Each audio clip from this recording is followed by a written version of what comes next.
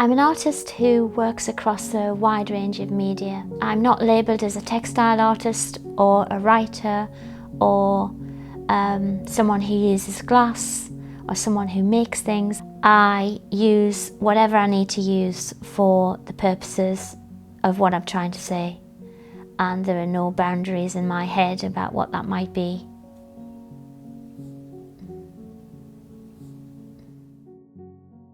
The work that I'm doing at the moment is based on a story that I wrote called The Poison Gardner, and it's sort of written in the form of a traditional tale, and it's a story of love and loss and of birth and death and ultimate renewal. So when I was asked to do some work for this exhibition, which was called Dreaming of Home, I started to imagine where the Poison Gardner would actually live and what her home would look like. Within the story, the tradition of the Poison Gardner is one where her eyelids are stitched onto her cheek so that she can't see, so that the gardener listens to the earth and senses the movements of nature and tends the garden. Therefore, the interior spaces that she would inhabit would be sensory, but in relation to how a viewer might see those looking in, they would be all in her mind's eye. And so the notion of dreaming of home, I thought, right, I'll create an interior space and spaces that reflect her thoughts and dreams. For this piece, I'm actually creating an interior, two interiors really, one playing with scale, so the tiny reflection of the Poison Gardener's house, but then creating a full-size version that someone can actually sit in.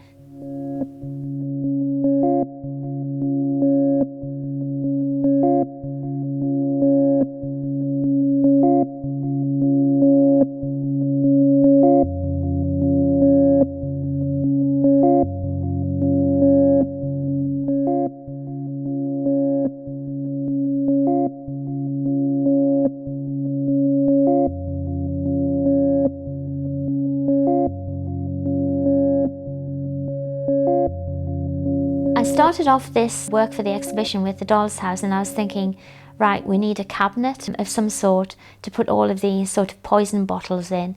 So I went out to try and find something and came across the cabinet that I'm using for this, which is quite a sort of kitsch sort of piece, but it allowed me to actually do some, I love the reflective background, there's a mirror in the back of it, which I thought would be great, create a real sort of surreal sense of depth. And then the glass doors themselves lend themselves to doing some more glass transfer printing, which I'm really into at the moment. I really like that technique. Yeah, it just seemed to fit the bill. I think it was waiting for me in the shop to give it a new life.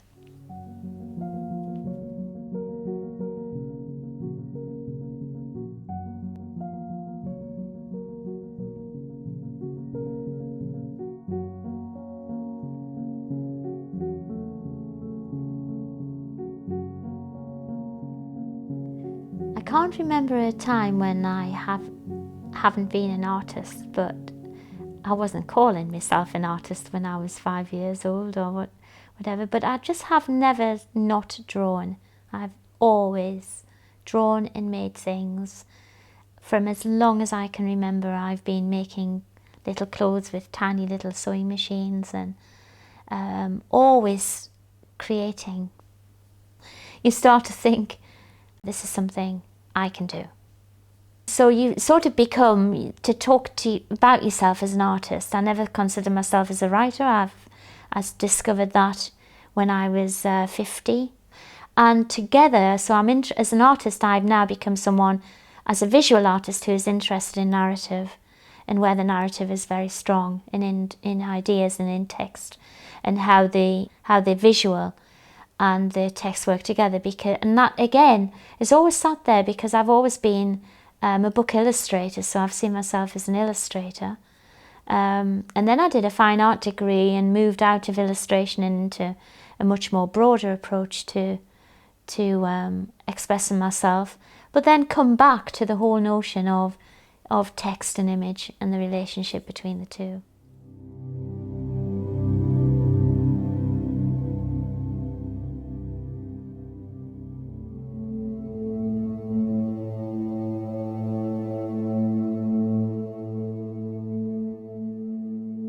When I'm writing, I think a lot of what I'm doing is about the surreal or the otherworldly, I think I would describe it, and therefore dream-like qualities in my writing, I think, are always there, where nothing is quite what it seems. So there must be some sense of dream quality to my work. I don't think I live in a dream world, although some people who know me might think I do.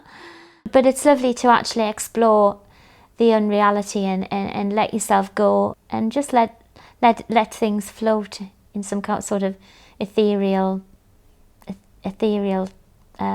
space.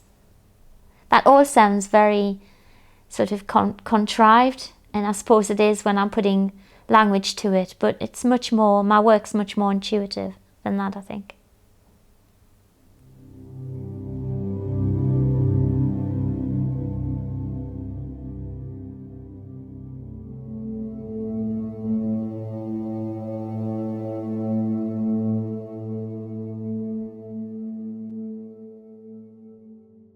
I think I'm inspired by processes often.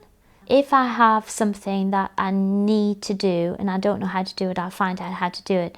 And then when I found out how to do it, I'm inspired by the process of doing it. And then I start pushing the boundaries of that process. I've sort of get frustrated with myself that I'm not a master in one particular technique, and I think that would be very clever and maybe that would be great. But I'm not, and I've accepted that at my age I know who I am as an artist and who I am as someone who works across a wide range of media. So it's that constant learning that is to me inspiring. So I think of the processes more than the ideas, really.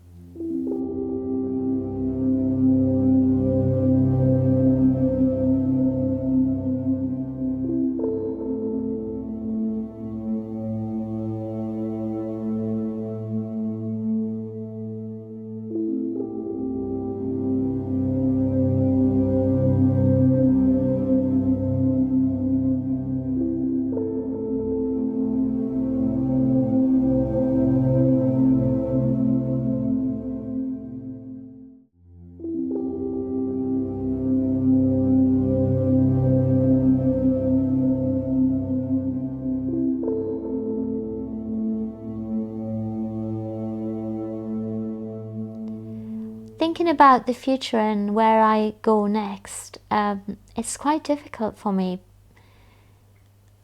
I love interior spaces, but then I reflect that in my home and my house, and so that's something which I'll continue to do.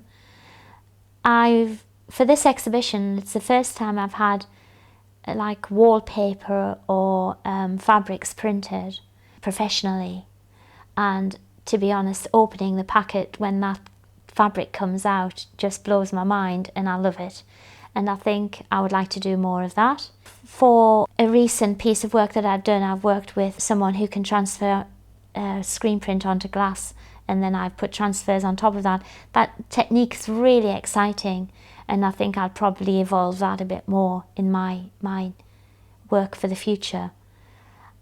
I guess I want to communicate a sense of excitement because I don't know, and that's the way I like it. I don't really know what's going to happen next, but you know, it's an adventure, and it makes me smile when I think about it, and that's the way I want it to stay.